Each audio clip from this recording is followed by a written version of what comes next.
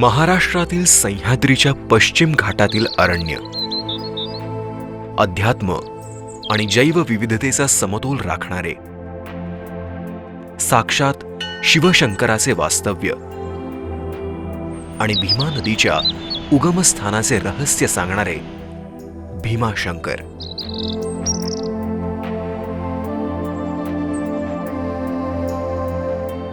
भीमाशंकर समुद्र सपाटीपासून 1200 मीटर उंचीवर गणले जाते. हे अभयारण्य सुमारे 3000 फूट उंच सह्याद्री पर्वतरांगांच्या उत्तर दक्षिण व पश्चिम पूर्व कड्यांनी 2 विभागात विभागले गेले असून सुमारे 13,078 हेक्टर क्षेत्रात पसरले आहे. 1985 मध्ये भीमाशंकर अभयारण्य घोषित करण्यात आले. भीमाशंकरच्या परिसरात दरवर्षी सुमारे 4000 मिलीमीटर पाऊस पडतो.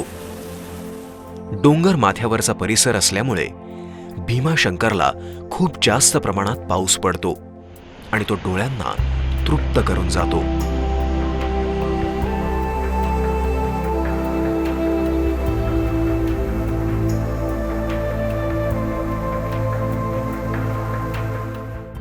आल्हाददायक आणि स्वच्छ वातावरणामुळे पर्यटक या ठिकाणी आपोआप ओढले जातात.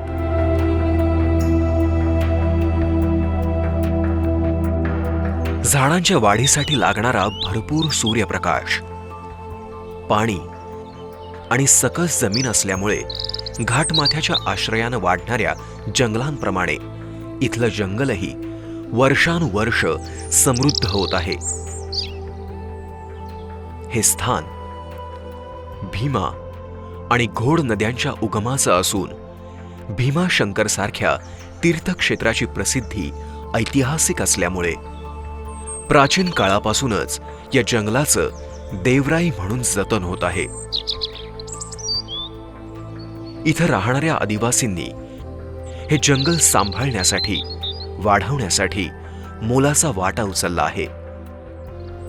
ब्रिटिश राजवटीत 1886 ते 1913 दरम्यान सदर वनक्षेत्र राखीव म्हणून घोषित करण्यात आले. भीमाशंकर अभयारण्य हे खरं तर सह्याद्री पर्वतरांगातील शेकरू या महाखारीच्या अधिवासाला संरक्षण देण्यासाठीच स्थापन केलेलं अभयारण्य आहे. महाराष्ट्राच्या राज्य प्राण्याचा मान असलेल्या शेकरू, जायंट स्क्विरल या सस्तन प्राण्याचे निवासस्थान म्हणून हे अभयारण्य ओळखले जाते. शेकरू हा प्राणी विशेषतः महाराष्ट्रातील पश्चिम घाटातील निम सदाहरित व संरक्षित वनांमध्ये तसेच वृक्ष प्रजातींची विविधता असलेल्या जंगलांमध्ये मोठ्या प्रमाणात आढळतात. त्यामुळेच शेकरूचे वास्तव्य हे समृद्ध जंगलाचे प्रतीक ठरते. भीमाशंकर अरण्यामध्ये वाटसरूंसाठी पाऊलवाटांची पर्वणीच आहे. मूळ वाट सोडून छुप्या पाऊलवाटांचा म्हणजेच गणेश घाट, शिडी घाट, गुगळ घाट, अहुपे घाट यांचा अनुभव इथे तुम्हाला घेता येईल.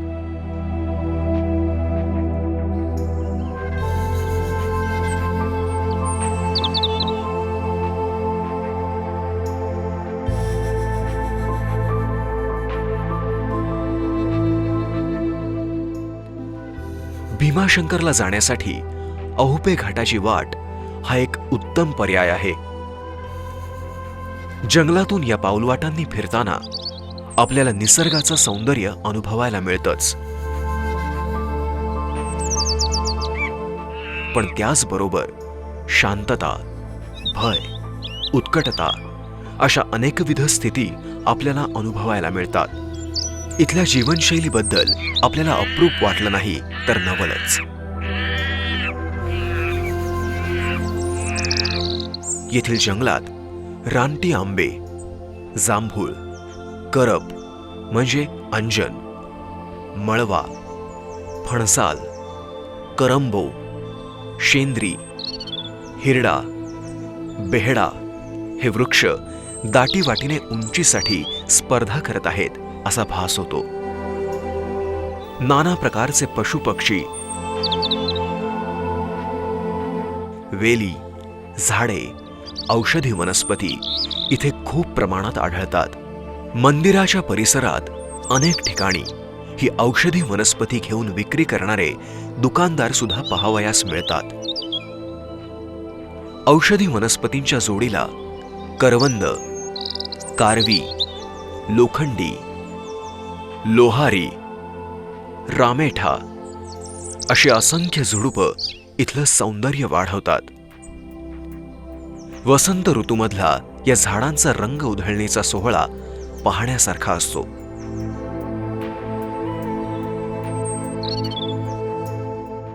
वर्षातल्या कुठल्याही ऋतूमध्ये भीमाशंकरच्या अरण्यात विविध प्रकारची फुले बहरलेली दिसतात. त्यामुळे या ठिकाणी मधमाशा जास्त आकर्षित होतात व मधपोळेही प्रचंड प्रमाणात तयार होतात. मोठ्या प्रमाणावर होणाऱ्या मध उत्पादनामुळे इथल्या लोकांना रोजगार सुद्धा मिळाला आहे. जंगलावरील ताण कमी करण्यासाठी स्थानिक लोकांच्या इंधन आणि दैनंदिन गरजा भागवणे अत्यंत गरजेचे आहे. त्याच अनुषंगाने शासनाकडून नुकतीच जाहीर झालेल्या डॉक्टर श्यामाप्रसाद मुखर्जी जन वन योजनेअंतर्गत प्रति गाव 25 लक्ष प्रतिवर्ष एवढे अनुदान मंजूर केले आहे. या योजनेअंतर्गत येथील रहिवाशांना वन विभागाकडून बायोगॅस, स्वयंपाकाचा गॅस, दुभती जनावरे, सौर उपकरणे, तरुणांना विविध कौशल्य विकास व स्वयंरोजगारासाठी सक्षम होण्यासाठी प्रशिक्षण इत्यादी उपक्रम सातत्याने सुरू आहेत.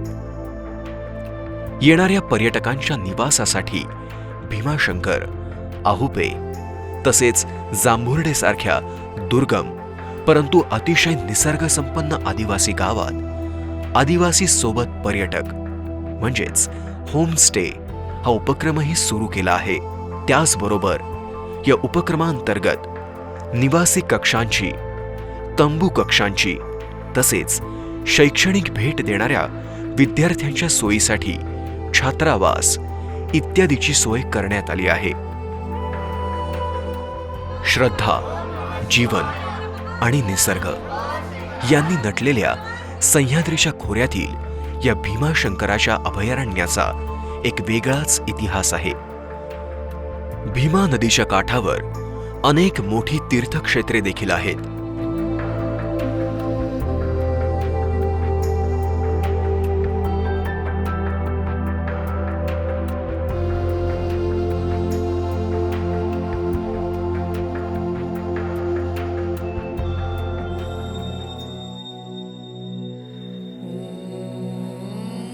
भारतातील 12 ज्योतिर्लिंगांपैकी एक असलेले असे हे पवित्र तीर्थक्षेत्र.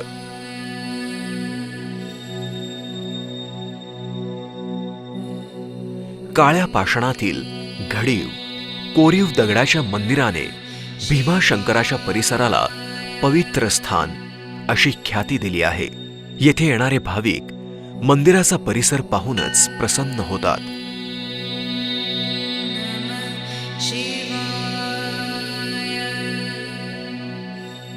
हेमाडपंथी रचना असलेल्या या मंदिरात मूळ दगडाच्या लिंगावर चांदीचे शिवलिंग आहे.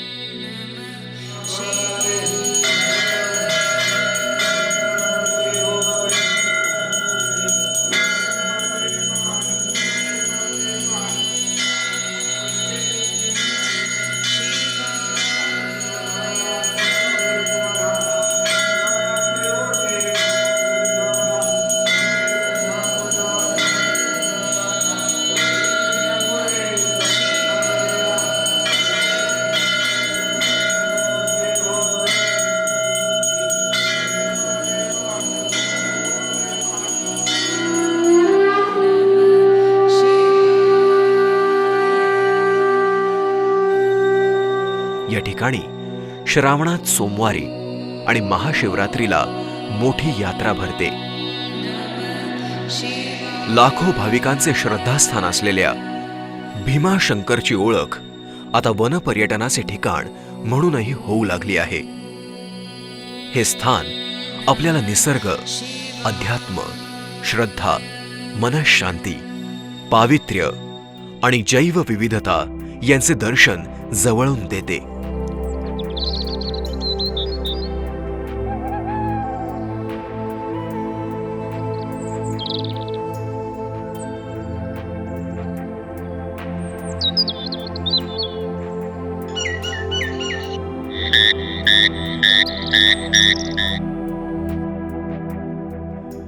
भीमाशंकर येथील घनदाट अभयारण्यामुळे या स्थानाला इतिहासात देखील महत्त्वाचे स्थान होते.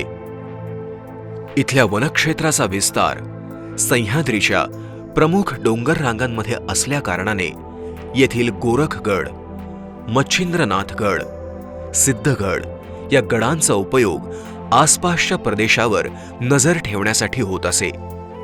पूर्वीच्या काळी या गडाचा निवासस्थान म्हणून वापर करत असत. आजच्या काळात गोरखगड आणि मच्छिंद्रनाथगड हे त्यांच्या नैसर्गिक रचनेमुळे साहसी तरुणांसाठी, दुर्गरोहकांसाठी नेहमीच एक आकर्षण ठरले आहेत. घनदाट अभयारण्यातून चालल्यावर साधारण 2 किलोमीटरच्या अंतरावर गुप्त भीमाशंकर आहे. गुप्त भीमाशंकर हे भीमाशंकराचे मूळ स्थान मानले जाते. हे स्थान मंदिरापासून जवळजवळ 1.5 ते 2 किलोमीटरवर असून घनदाट जंगलात वसलेले आहे. भीमा नदीचा मूळ उगम ज्योतिर्लिंगात आहे, परंतु ती तिथून गुप्त होते आणि ती पुन्हा प्रकट होते ते गुप्त भीमाशंकरात असे मानले जाते. भीमा जिथे उगम पावते तिथे दगडामध्ये कोरलेले एक छोटेसे शिवलिंग आहे. लहान झऱ्याच्या स्वरूपात वाहणारा प्रवाह पावसाळ्यात मोठा धबधबा होतो. तो या शिवलिंगावर पडून सतत अभिषेक करत असतो. चहूबाजूंनी हिरव्यागार टेकड्यांनी आच्छादलेले हे ठिकाण सुंदर तसेच पर्यटकांसाठी आकर्षणाचे स्थान आहे.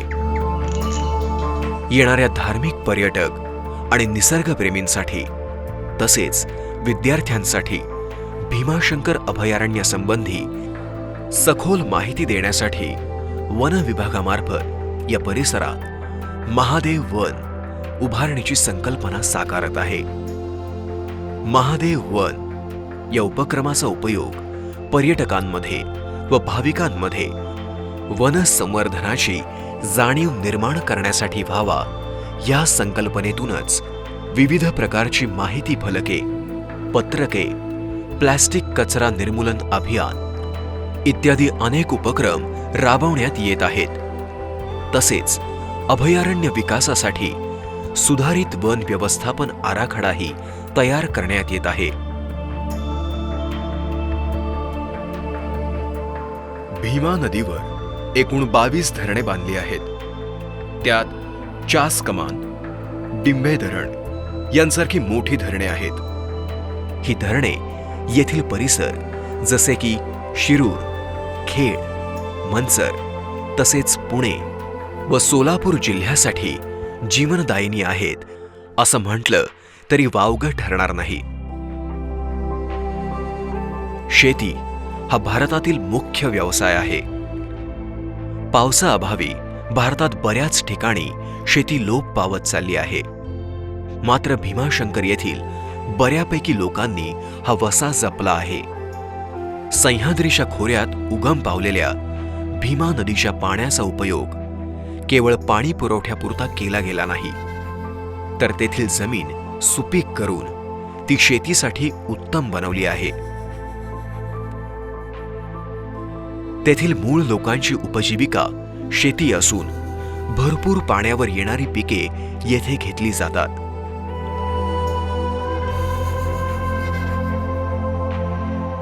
कोणत्याही ऋतूमध्ये तुम्हाला या ठिकाणाचे वातावरण अनुकूल वाटते आणि म्हणूनच याला थंड हवेचे ठिकाण असं म्हटलं तरी चालेल.